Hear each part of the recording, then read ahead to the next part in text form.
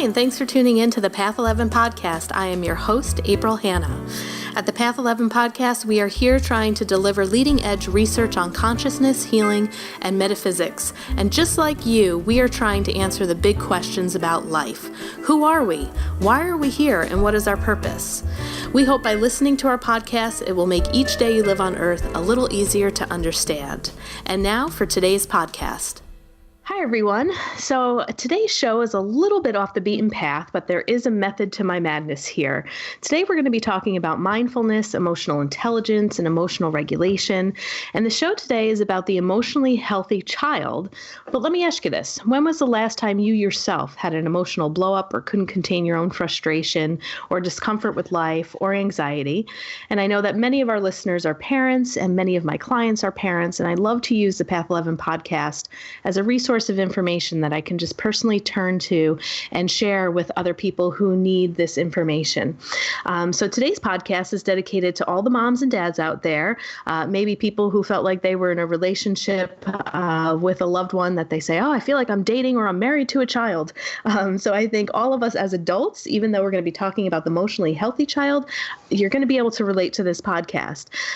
So I am hoping that this podcast is going to help everyone out there who needs to foster also a better relationship with their own inner child. So I'd like you guys to think about that as you're listening today. So the guest that I would like to introduce you to is Maureen Healy, and she is the author of The Emotionally Healthy Child. And this has won Nautilus and Reader's Favorite Book Awards in 2014. She's a popular Psychology Today blogger and sought-after public speaker. Maureen runs a global mentoring program for elementary-age children and works with parents and their children in her busy private practice. Her expertise in social and emotional learning has taken her all over the world, including working with Tibetan refugee children at the base of the Himalayas in northern India to classrooms in Northern California. So Maureen, welcome. Thanks for having me. I'm just going to add one little piece of the puzzle. My first book, Growing Happy Kids, won those awards. And then this book, The Emotionally Healthy Child, actually has the preface from the Dalai Lama. So that's just a little different pieces. Oh, okay. So sorry I missed that. But okay, thanks for correcting that. And we were just talking offline, and you have another book about Indigo Children, which we were saying after we get through this podcast, we'll probably have you back on to talk about the Indigo kids. Yeah, I love those children. I mean, that's what I see in my office is those sensitive, intense children, which this book, The Emotionally Healthy Child, can help as well. But we all know that, sensitive and indigo kids are a unique situation unto themselves. Exactly. I would agree. And, one of the things that I'm hoping we can talk about today, what I really loved about your book, in the very beginning, you talk a lot about the brain.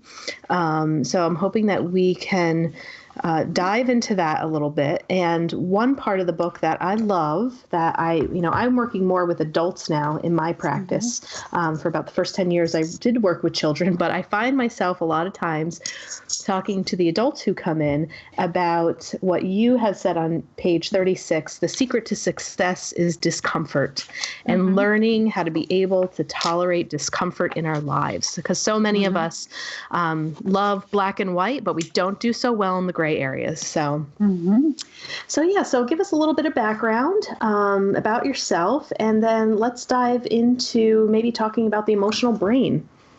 Sure. I would say that one of the biggest feedback about The Emotionally Healthy Child, the book that I've gotten, is forget children. This is helpful to me, just in case any listeners are like, I don't have kids. It's like, it's so interesting because it's true that if we don't have our own emotional health in order, it's hard to teach that to someone. But my background, I started with counseling CEOs, and ironically, I found out some of them acted like children. So I went back to school to study children and have been working with children specifically on mental and emotional health ever since. So I really adore children. And whether I'm working in a clinic or in a school or private practice, it really is fun for me. So my background is, child development. Excellent. And, like I said in the beginning of the podcast too, even if you don't have children, I do believe that all of us have our own inner child. And usually I think as adults, when we begin to get triggered with our own emotional stuff, it's usually, I think we can kind of foster that relationship with our inner child a little bit more to say, hey, what is it that you need right now? Why are you having a little tantrum at, 42 years old? Like what's not being met? How can you control yourself? So yeah. So help us to understand a little bit about this emotional brain and how the brain kind of comes into play here with our emotions. Sure. So we're all very familiar with the ideas of left and right brain, probably. The left brain is more logical and linear, the part of the brain that's balancing your checkbook, that's getting you to school on time, that type of thing. And then the right side of the brain is more creative, imaginative, timeless. Like if you're an artist, you just want to play, or if you're a child, you just enjoy being, with your Legos, but you have a hard time maybe getting your left brain online, which says, hey, we got to get to school by 8:30. So we all start in our right brain typically, more emotional, more like if you are a baby and you need something, you cry. It's normal and it's healthy. But as we develop, we need to learn how to bring the left brain online and balance it with your right brain. And typically that comes on, the left brain comes more online around 4 years old. It can be 3 years old, but as a general statement, it's typically 4. So we all know that you can't really logically, reasonably talk to a toddler. They're just having an issue. But when they start to be around 3 or 4, you can have more logic, like let's take a deep breath, let's pause. You explain to them more of how they can use their right and left brain. So the best choices in life, particularly with your emotions, but certainly could be other areas of your life, is usually when you're thinking and feeling, not just when you're feeling or not just when you're thinking. Great. And I know that you've also put in your book too, like the age when the brain actually stops growing or developing is in our mid-20s. Well, it doesn't stop. It's fully online around 26. So mid-20s, and you finally have the last thing to come online, which is judgment in the prefrontal cortex. Right. So when we see like teenagers and adolescents is, not making good choices, it's like their prefrontal cortex isn't even online fully yet. But where our brains can always change and develop. Because one question I get a lot is it too late? Am I too late? And it's never right. Too late. So that's helpful to know as well. All right. So for our listeners, everyone may truly believe that they do have an emotionally healthy child, but maybe a child that struggles with something here and there. So how do you actually define or tell the difference between what is considered to be an emotionally healthy child and a child that is not? So our listeners know where their child falls within that range. Sure. And I guess I wouldn't think of it as so black and white, like healthy or not healthy. We're all in the process of becoming healthier. It's a lifelong endeavor. It's not really something that you sort of check the box and you're done with. Emotional health is forever. But the child who's becoming healthier is, expressing their emotions, identifying and learning it starts with learning how to identify your emotions and express them constructively. And it's more complicated than that, but that's the beginning point. And an emotionally unhealthy child would be the child who, is suppressing their emotions, whether they're hiding them with, candy or ignoring things with video games or saying, oh, I had a good day and they really had a rotten day, sort of not facing their emotions. And so we want to help them recognize all emotions are good and simply learn how to express them. They're all sending us signals to what's happening inside, and it's what we do with them that matters. But emotional health also includes like an emotionally healthy mindset. It includes values. Your inner values are your character. It includes the idea. If you think of emotional health, think of it as a skill of balance, right? We've all learned how to balance, whether it's yoga class or we're like walking on the curb, we try to balance. But life throws us off balance, whether we get a flat tire or as a child we lose, we don't do a good grade on our spelling quiz. So it's really learning how to come back to balance and form that emotionally healthy mindset. Great. And maybe, with those two examples, we can go into about that feeling of discomfort and how that really is the start of the success in kind of regulating the emotions and becoming healthier. Sure. I would say the start is really learning how to pay attention. So if we're not catching our emotions, say anger. say we have a child that runs hot, or we run hot. It's really quick for us to get frustrated and yell, or frustrated and, say words that we wish we didn't say. So it's easier to catch that emotion when it's irritation or annoyance versus epic anger. So learning how to pay attention and see your triggers, but also being, eventually really learning how to be, sort of embrace discomfort, as strange and counterintuitive as it is, because oftentimes it's at the other side of discomfort that all the really good things in life are. So, as an adult, let's just put it that way. So, going to the DMV is uncomfortable for me, but I got to go. I need a license. I need these things. So you learn how to do it. But as a child, the discomfort could be, say you have a perfectionist child. He or she hates losing. So, for example, I worked with a child that we played the game Clue, the board game. And I knew she would probably not win. And I knew it was going to be very uncomfortable for her. But in a safe environment, I helped her work through her emotions and feelings of discomfort and recognize she's bigger than her emotions and she can just begin again. So children that learn how to be, they're not going to love discomfort, but they're going to learn that they're okay with it. They can move through it and beyond it is an important part of becoming emotionally healthy, because all those challenging emotions, jealousy, feeling left out, they're uncomfortable. So how do you help parents too that maybe feel like, they may say, well, I'm going to pick and choose my battles, but I feel like I'm losing most battles with my kid, and I'm feeling like they're controlling me as opposed to me controlling them. And that might be attached to the parents just feeling exhausted, maybe giving in to things that the children are tantruming about or really upset about, maybe overcompensating for certain things that are happening in their life. And then all of a sudden they find that their child has just kind of run away and is running the household. I think from my perspective, oftentimes it has to do with a child's personality. You know what I mean? Some kids have leadership skills early on. Some may call them bossy, or they may have big emotions and be very reactive. So I think the big piece of the puzzle here is you have to partner with your child. That authoritarian approach doesn't work. You know what I mean? Of course, there are times you have to do things, whether it's changing your underwear or, getting to school on time, but working with them, saying, how can I help you? Really building that connection, because I think it's really important if we connect with our child or we disconnect. Some people who get really angry disconnect and start yelling. So a child's not going to do well with that.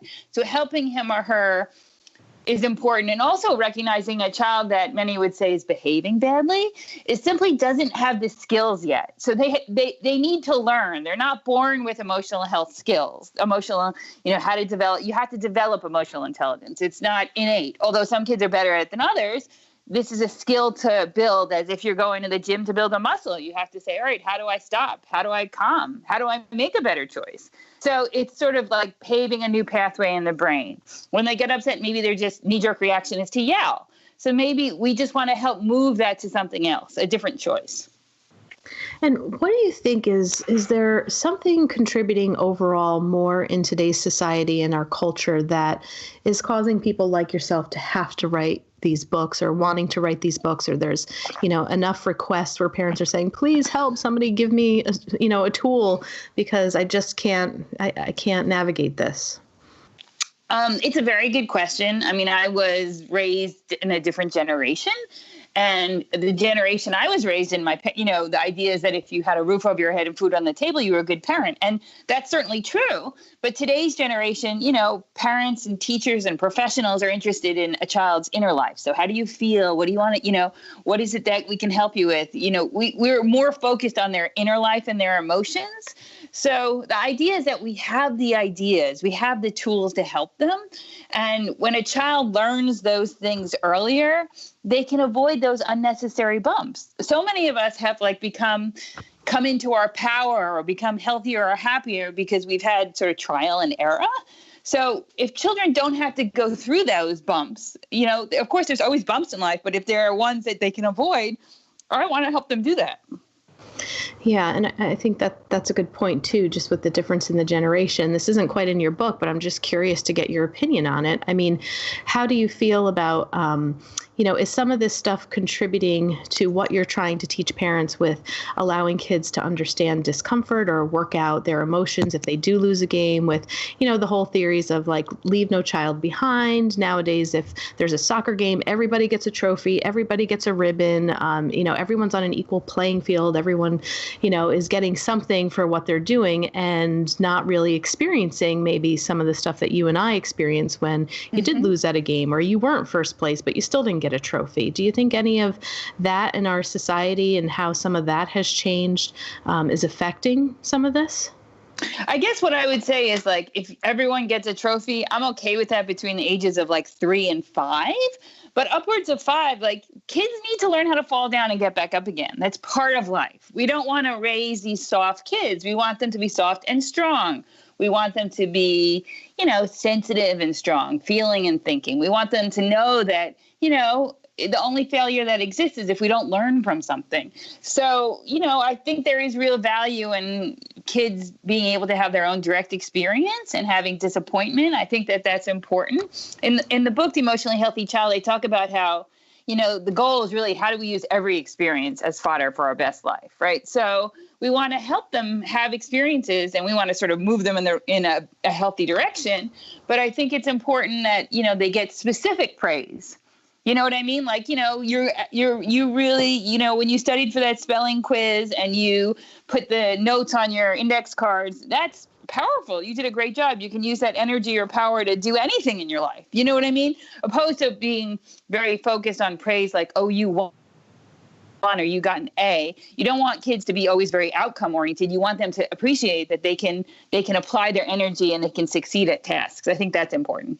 Yeah. And I know that you mentioned in the book, too, that there are 3 steps to success, to stop, calm, and make a smart choice. So I'd like you to go into a little bit more about how those 3 steps have the power to change everything when it comes to emotional health. Sure. And of course, they sound simple, but as we all know in practice, it can be more, it's usually a little messier and more challenging. And growth is never a straight line. It's sort of, a cha-cha, 3 steps forward, 2 steps back, 1 step forward. So the idea of the 3 steps is the first one is how do we stop or how do we catch ourselves? So, and then the second one is how do we calm? And then the third one is how do we make a smarter choice? So a smarter choice is good for you and good for someone else. So a child that got really angry in class and threw his notebook and hit another kid. I mean, it was good for him. He had anger relief, but it was not good for someone else. So we want to help children make choices good for them and good for others. And of course, we want to do the same. But the first step, how do we catch ourselves? The idea is how do we, when we're about to go in a not so smart emotional direction, right? So the kid who pushes other kids on the playground, how do you help him or her take a deep breath, catch themselves before that they do their sort of hardwired reaction? How do we go from reactions to responsiveness or carelessness to carefulness? So that's really where it begins, is learning how to pay attention. And then to calm is very important because, typically no amazing decisions are made when you're really emotionally triggered. So helping children calm, and then they can make a smart choice.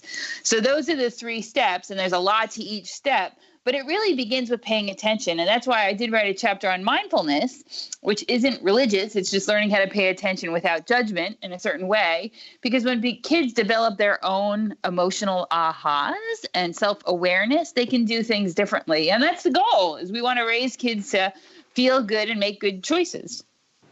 And you were going very nicely into the next part of what I wanted to talk about, which is the buzzword that everyone is using is mindfulness. We're bringing mindfulness now into the classrooms. We're bringing meditation into the classrooms now.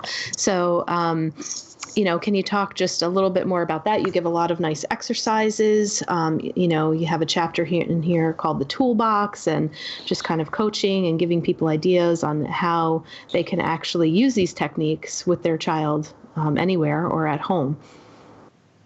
Yeah. I mean, in Emotionally Healthy Child, the book, I do give a lot of strategies and tools because I think that we all just need a starting point. It's not that we have to use every tool by the letter, but we need a place to start.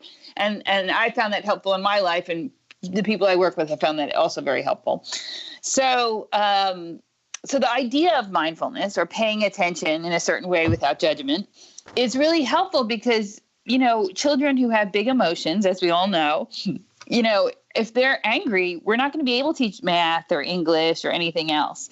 So bringing mindfulness or learning how to pay attention and create self-awareness is not only good for, children because that helps them, make better choices with their emotions, but it's also good for every area of their life, because we want children to move from their, let's think about it this way. Children, by their nature, tend to move very quickly. So they, whether they're push a child on the playground or they just move very quick. So helping them slow down and make better choices is what a program of mindfulness or self-awareness or social emotional learning can do. So I feel like it's a tremendous benefit to schools, because it not only helps with emotional health or emotional intelligence, as we all know is a success factor in life, but it can help them with their academics, learn how to focus, learn how to pay attention. I think it's a great benefit to schools that bring it in. And science has proven it is as well. Yeah. Now, maybe we should move in a little bit more now into the Indigo kids. And, because we're talking about children, but how do we identify what an Indigo child is, what that looks like, and how to approach them? That's a really great question. I have a checklist in my book, The Energetic Keys to Indigo Kids. But two of the main pieces of the puzzle with Indigo children is they are highly sensitive. So they're emotionally sensitive, but they also not only have that emotional sensitivity, they have what I would call like an energy, stubbornness or energy of defiance. They're that child that says, I will not go to school today. I will not put those socks on. You know what? You can punish me, but I don't care. I'm going to go to my room. Like they're sort of born leaders. And one of the reasons why I wrote the book about Indigo children is because if you work with them in a certain way, you have more success. But if you have the old traditional sort of parenting model, you do not have success. And Right. these are the kids that I often found in my office that nobody understood them. So that was really my goal, is helping parents and teachers get a better understanding of their mindset and how to help them really navigate this sometimes not so sensitive world. And what are some of those strategies for helping them? I mean, it certainly depends on what's going on with them. But, a lot of it is really understanding their mindset. For example, they are they're the child that thinks like, this is unfair, right? They prize honesty. So helping them recognize that's good. You want to prize honesty, and they also prize perfection. So that's good too. But for example, with perfection, if you always put yourself up and you want to be perfect, you're going to be unhappy. So learning that, yes, you come from a place that's perfect, but here on planet Earth, things are not perfect. You know what I mean? You have to do your best and let go of the rest. And that's a lesson for them to learn, because the child that is only happy if they're perfect just sets them up to be unhappy. So, there's lots of different things to help them. But, the tools in my book, The Emotionally Healthy Child, can help them as well, because Indigo children are very, not only emotional, they tend to be very reactive. So they have a big feeling and then they can let it out. They can give you a kiss on the cheek, or they can slam the door in your face. So we obviously want to help them make choices that feel better for them and for others. And I've also heard that Indigo children tend to have a very intuitive ability because of kind of their emotional, how much they take in within their emotions. They tend to be very intuitive, maybe even psychic. Have you found that to be true as well? Yeah, they certainly have a high intuitive intelligence and what many would say is good instincts. And from my perspective, it's not a problem, but you need to balance it with intellect. So it goes back to that right side and left side of their brain. So if you develop a child or they grow up and they're only in the intuitive side and they don't have good logic and reasoning skills, they sort of are challenged in the world. So something unique to indigos is, yes, they have good instincts. Yes, if they follow their instincts or do well, but yes, they also have to balance it with reason, logic, and feeling and thinking. So that's sort of unique to sensitive people in general, but it's very true for indigos. Because, I worked with a lot of indigos who just stayed in one part of their brain their whole life, but, they couldn't balance their checkbook. But that's not helpful either, because we want to raise kids to be self-reliant and give their gifts to the world with gusto and do certainly their best and be as prosperous as possible.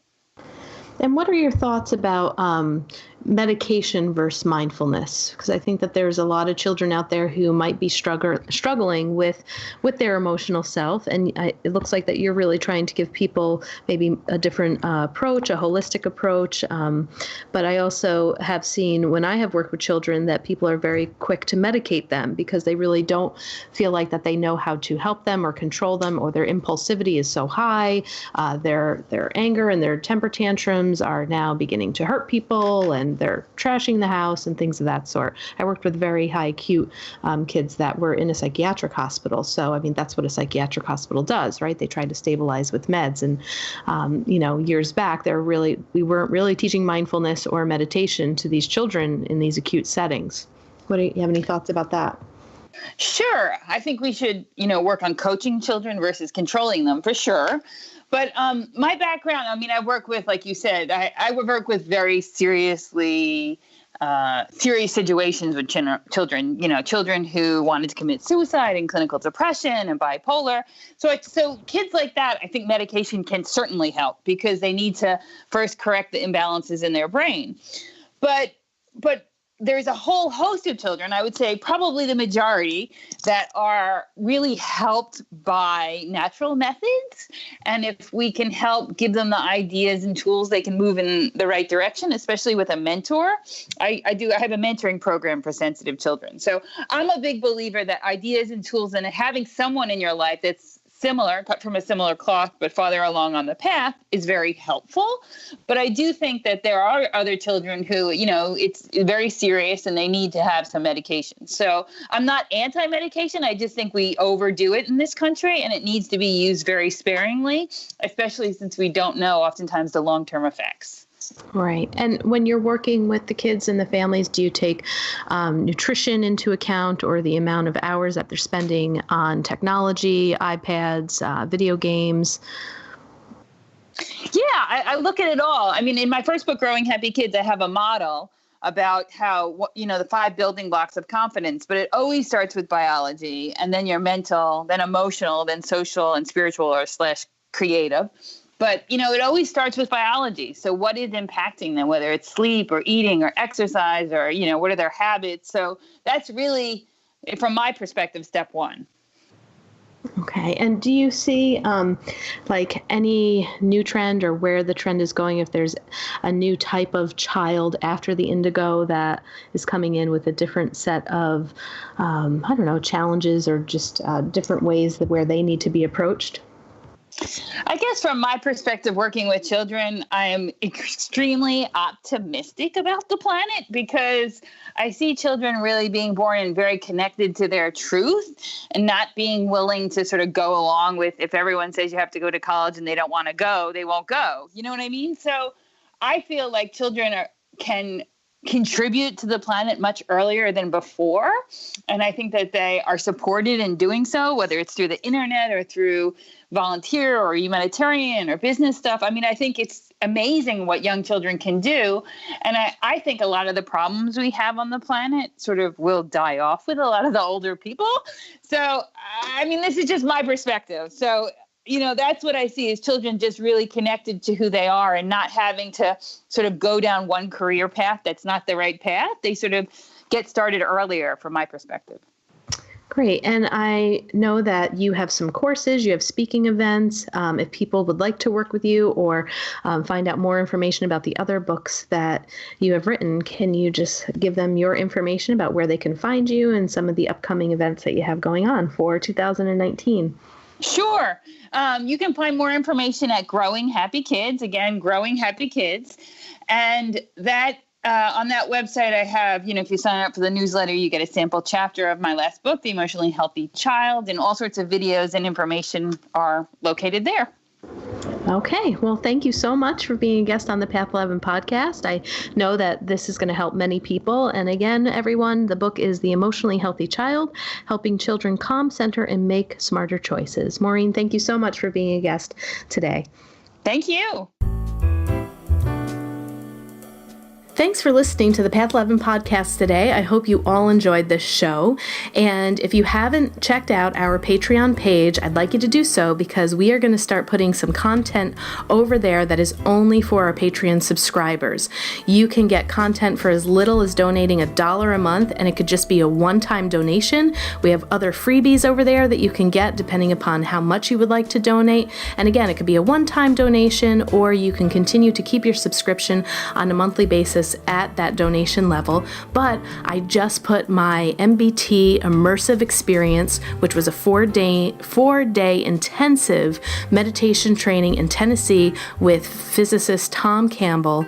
I was listening to binaural beats, going to altered states of consciousness, having out-of-body experiences and life-changing experiences that I was able to bring back for myself, for my clients, for my friends. That was just out of this world. So if you would like to listen to that, I'd like you to head on over to path11podcast.com. You're going to see an orange button that says Patreon. Become a Patreon today, and you can have access to that podcast. And I would like to remind you to head on over to path11productions.com and check out the membership that we have for the Afterlife Awareness Conference. We have over 25 hours of footage with amazing speakers like William Buhlman, Thomas John, Terry Daniel, Suzanne Geisman, Suzanne Northrup, Linda Fitch, Austin Wells, just a few people to name off that were amazing. These workshops are just so valuable. So I think that you would really enjoy it. It's also a great thing to think about, to maybe give the gift to somebody who is struggling with grief. If you are looking for resources, this is a great conference